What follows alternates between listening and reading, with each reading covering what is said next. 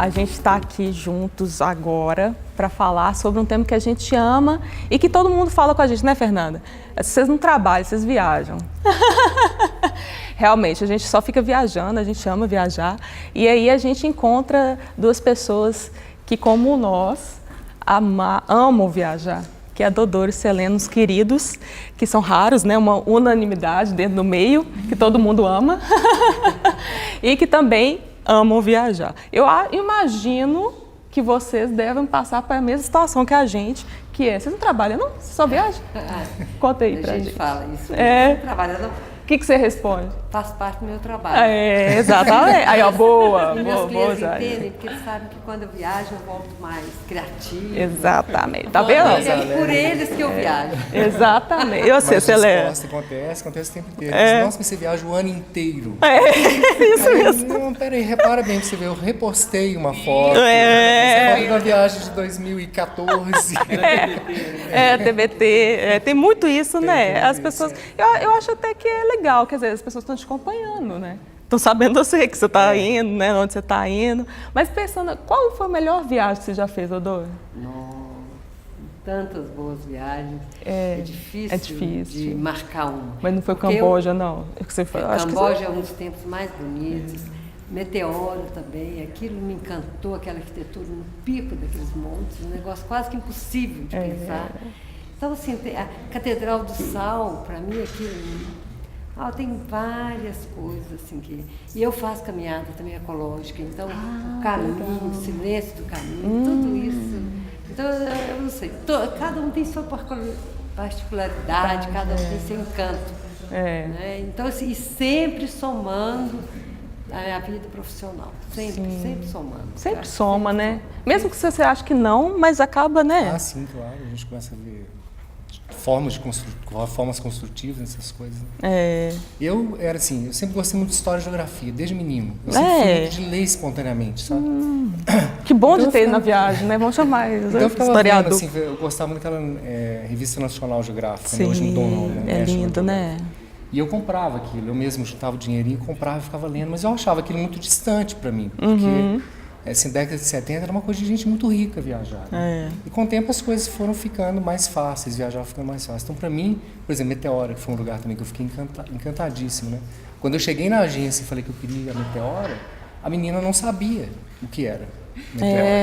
E eu lembrava disso, E eu lembrava disso de menino. De uma revista nacional geográfica, em português ainda, que eu tinha visto e aquilo ficou na minha cabeça, não sei porquê. Olha que legal. Que eu achei que impressionante aqueles templos também lá em cima. Foi uma viagem realmente fantástica.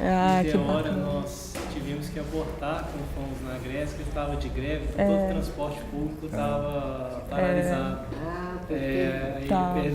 Perdemos. Mas é bom que volta à Grécia. É bom que volta. Exatamente. Pode ser fica mais no lugar. Eu sou sempre assim, eu sempre deixo alguma coisa para trás. Eu desejo de voltar. É verdade. Agora, e fotografia? Como é que é o lance de vocês com fotografia e viagem?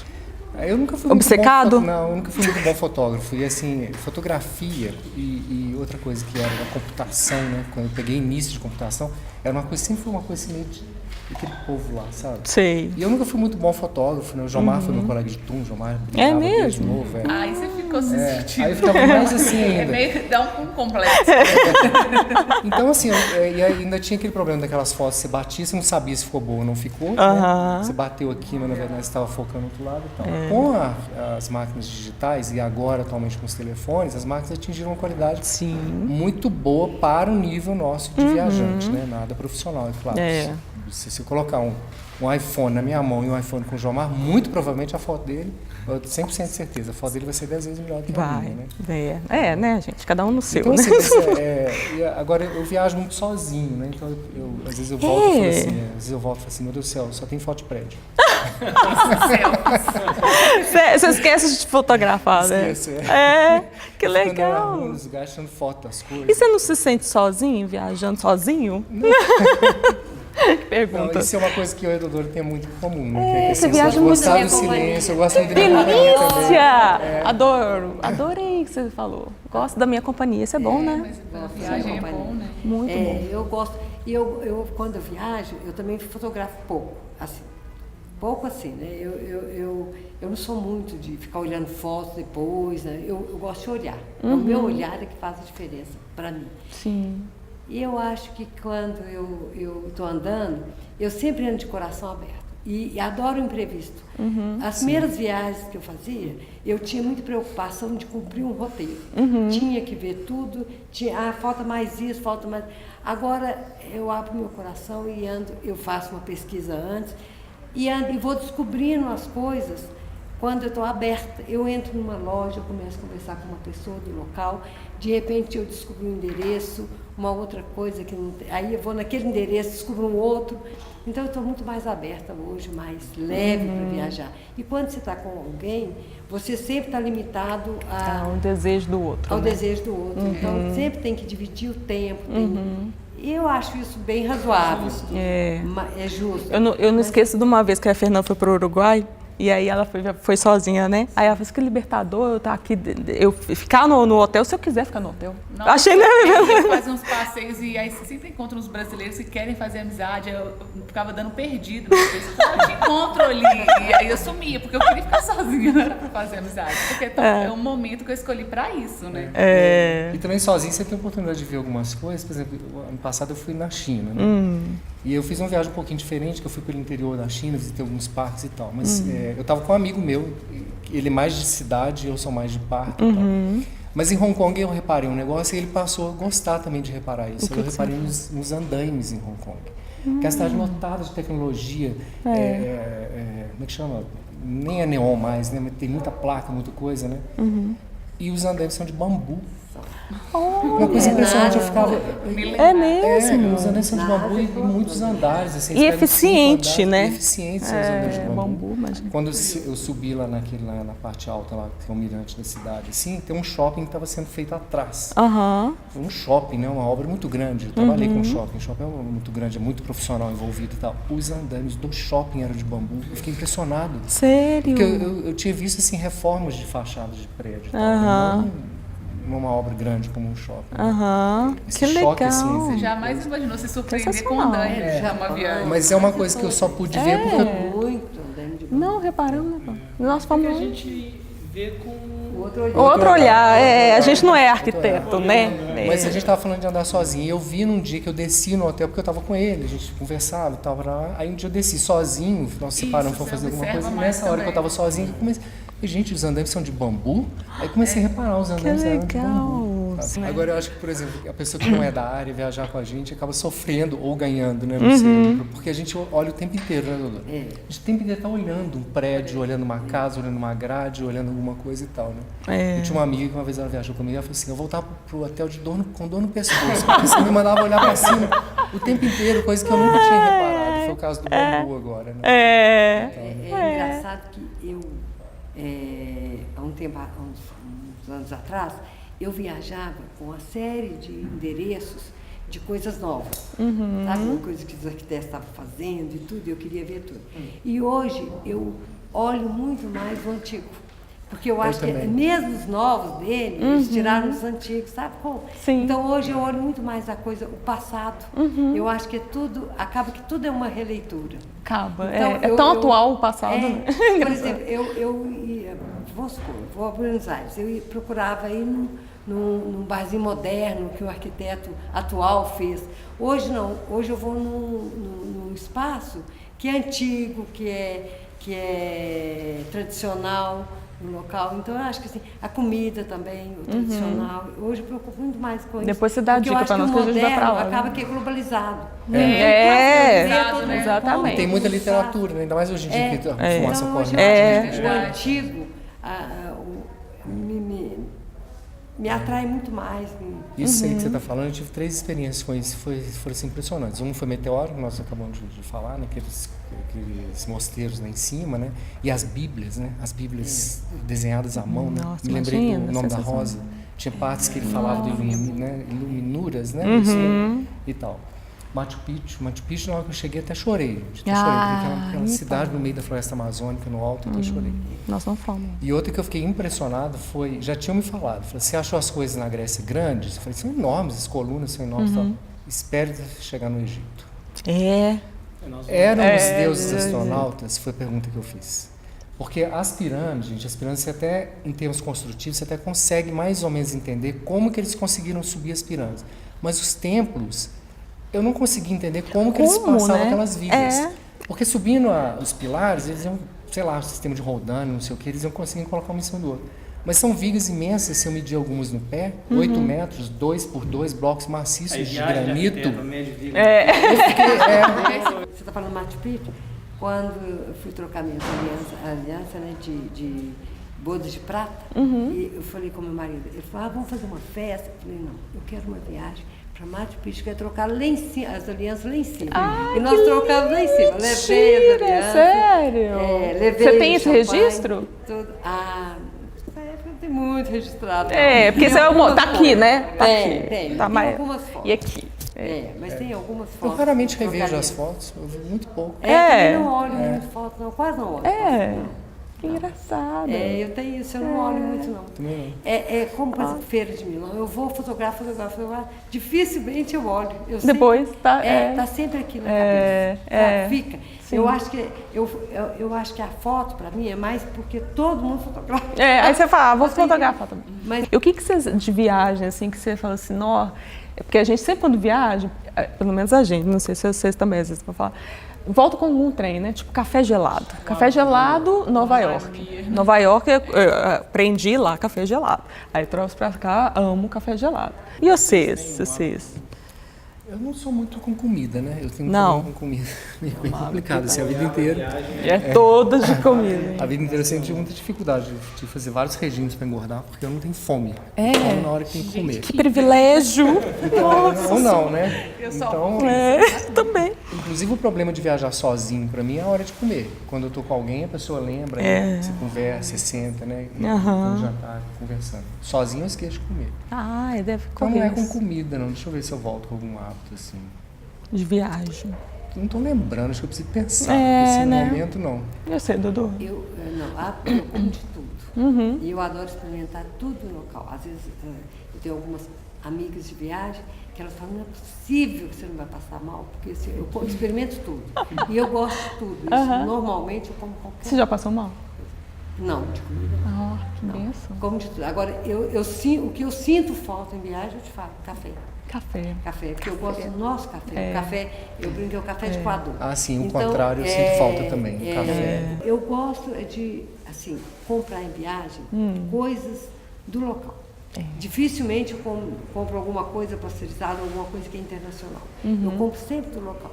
Então, minha casa é mais ou menos assim, meus netos adoram, né? O parque da Disney, assim, cheio de coisas. Por exemplo, eu comprei um jacaré, que era um pedaço de pau que o menino estava fazendo e colocou uns gravetos nele. E eu trouxe dentro da minha mala, até hoje não sei como que coube na mala. E meu marido falou assim, gente, não é possível, você viaja, foi até Camboja, um lugar desse me traz um jacaré, isso, um pedaço de pau.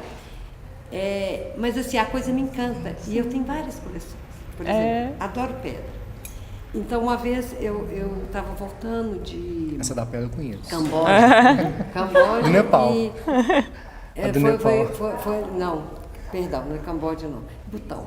Estava voltando de Butão e tem aqueles seixos rolados lá do Rio, que são branquinhos, e eu peguei um cesto no Butão, um cesto em alguns lugares e trouxe na mala. E quando eu passei na alfândega, o fiscal falou, não acredito que tem dentro dessa mala o que eu estou pensando. Eu estava sozinha, minhas amigas tinham comprado pedras preciosas, joias, na Índia, tudo, e tinha ficado para trás e eu falei para ele, olha, deixa eu te falar, eu estava com um milhar de amigas, todas compraram pedras preciosas. Eu não tinha dinheiro para comprar pedras preciosas, trouxe pedras do Rio. Ele não acreditou que minha mala estava com pedra. De pedra. Mas assim, eu tenho uma paixão com pedra e a minha casa é cheia de pedras, cheia de coisas de viagem, sabe? Do local. O que me encanta, o meu olhar me encanta, aí eu tenho vontade de trazer, de ter aquilo. Sabe? E aquilo me lembra, mais do que uma fotografia. Então assim, eu tenho um armário na minha sala, todo de coisas, sabe aqueles pratinhos, coisinhas? de lugares que eu já fui. Voltando ao que a doutora falou aquela hora de perder, né? Esses dias até li eu acho que foi do Miguel Falabella, ele falou assim, quando foi que nós perdemos o hábito de nos perder? Que é realmente uma coisa assim, por exemplo, há lugares, né, por exemplo, Paris, Rio também, Rio de Janeiro, não precisamos fora do Brasil. O Rio de Janeiro é ótimo se perder no Rio de Janeiro. Porque... É meio perigoso, né? Não, nem tanto. Acho que a Zona Sul nem tanto, assim. Porque você vai descobrindo uma loja, vai descobrindo um predinho, alguma coisa que alguém fez, um café charmoso, alguma E é coisa rico assim, isso, né? muito E rico. é muito mais rico realmente do que você ir com um roteiro.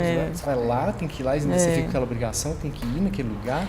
Hoje eu fiz isso, e ficou faltando esse, amanhã eu tenho que encaixar esse outro aqui e tal. Então você sai andando. E gente, Hoje, sozinho permite mais. Hoje né? tem um turismo no Rio, que é o turismo entre favelas. Então a pessoa vai na favela, conhece, é como se fosse gente de turismo. No Vidigal uma vez, e eu fiquei encantado com isso. Eu achei Vidigal. sensacional. Eu não tinha ideia do mundo que era lá dentro. Eu acho. E isso podia ter em Belo Horizonte. Né? A gente está fazendo um projeto social que é o Decor Solidário, muito bacana, e a gente está fazendo na favela do Morro das Pedras. E a gente falou que vai tentar ver se as meninas de Sinhá, que é do Alto Veracruz, vão até lá, eles ficaram encantados, porque para eles é a Anitta. As meninas de Sinhá, de tão entusiasmados que eles ficaram. Mas não existe essa conexão entre as favelas, que é rico.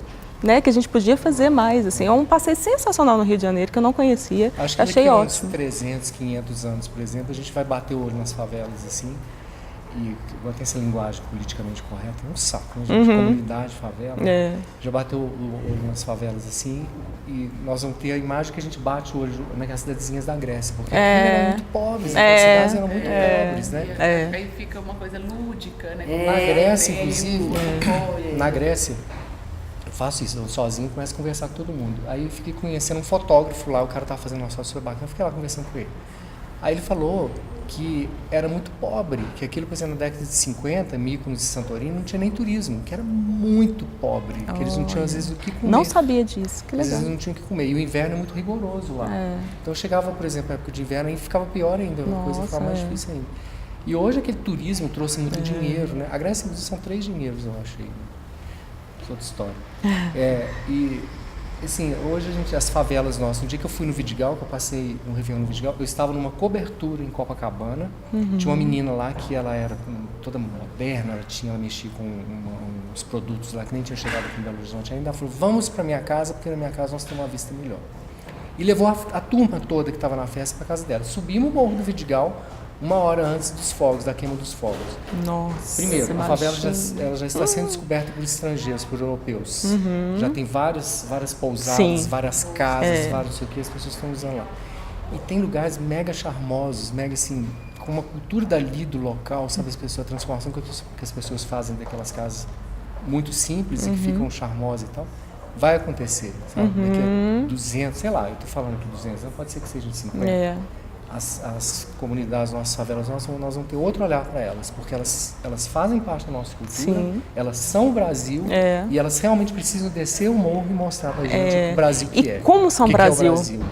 Né? Eu acho que é um Brasil verdadeiro mesmo, de fato, né? E você acaba, na verdade, descobrindo a questão do detalhe, né? É aquele bequinho, é aquela trepadeira subindo em volta do portão, é aquela casa que aquela senhorinha fez uma cortina de renda na janela, que a gente esqueceu da renda, né? A gente não lembra mais de uma cortina de renda, de uma colcha de renda, né? De um crochê, a gente não lembra mais dessas coisas, são tão nossas, são tão naturais, são tão coisas, né? Então você vai acabando descobrindo. Mas isso que você está falando é muito legal, porque as pessoas às vezes falam, essas que falam, você viaja muito e tal, eu não tenho tempo, eu não tenho dinheiro, sei lá, mas você pode descobrir uma coisa fantástica em Ouro Preto, sabe? Não é necessariamente ir para a Europa ou para a Ásia, né? Se você puder, sempre falo, pelo menos uma vez por ano, vai a um lugar onde você nunca esteve. E esse lugar pode estar ali, né? Exato. Inclusive em Belo Horizonte. Sim. Inclusive né? em Belo Horizonte. Que a gente sempre fala que vai fazer e não vai fazer. Eu adoro andar a pé na Cidade Jardim. Eu ando muito a pé na Cidade Jardim. Aquelas casas para mim são fantásticas. Aquelas casas. Elas têm uma cultura dos anos 60, mas que o Brasil cresceu muito, né? Que o Brasil teve uma projeção mundial. Eu fico olhando assim, aquelas casas. A gente não tem mais hoje aquela arquitetura, aquela execução daquelas casas, sabe? Aquela sintonia entre arquitetura e engenharia. Hoje tem hora que é difícil a gente conseguir um engenheiro que entenda o que você está querendo fazer, por que você está querendo fazer aquele balanço, Por que a parede é solta, ela não encosta na laje de cima, entendeu? Ali tem muito disso, sabe? Isso perdeu um pouco. Eu acho que o problema é que as pessoas estão viajando pouco. Pode ser E aí, também. não é? É porque está trabalhando muito, como se fosse no automático, no Charlie Chaplin, né? E está ali naquela coisa, e aí não está ampliando o seu conhecimento, não está viajando, não está lendo, não está fazendo nada, e aí fica naquela mesmice, né? Que é muito raro hoje você ver uma arquitetura diferenciada, né? Porque não está tendo tempo, vocês estão trabalhando tanto, não vocês estão viajando. Mas a maioria das pessoas no nosso segmento estão trabalhando tanto, não estão tendo tempo de fazer isso, de poder se abastecer, porque vocês são artistas, né? Por exemplo, eu faço umas coisas que eu dou volta no contorno caminhando. Então, assim, cada dia eu descubro uma coisa diferente. E estilos diferentes, são bairros diferentes, épocas diferentes. Então, constantemente eu volto no contorno. Quando eu quero, eu vou para o Caraça, subo o morro daquele. Então, assim, são coisas, a comida de lá é uma comida feita de fogão de lenha, ali você... Então, tudo isso faz a diferença na vida da gente. Inclusive de carro, eu adoro quando eu não sou motorista, quando eu sou passageiro, porque como passageiro eu posso ficar olhando as coisas, né? Eu tive uma professora, não esqueço disso, ela era professora de história, na Mercedes, até já está velhinha. A Mercedes falou um negócio certíssimo, devia estar no 2º ano da escola, ela falou assim, uma coisa muito importante para o arquiteto tem que aprender a olhar. É importante para o arquiteto, é bonito, mas por que é bonito? Porque a proporção da janela com a porta tá legal. Por que a arquitetura colonial é bonita? E a gente hoje, às vezes, não consegue reproduzir? Por causa das proporções das coisas, por causa das cores colocadas no lugar certo. Observe por que aquilo te atrai, por que aquilo é bonito. Existe um motivo, né? As viagens, né, o bom também das viagens é isso, a gente tem a oportunidade de ver como são outras culturas, outras histórias, outras coisas, a gente tem a oportunidade de treinar isso, né? Ou usar do que a gente já treinou ao longo da vida, né?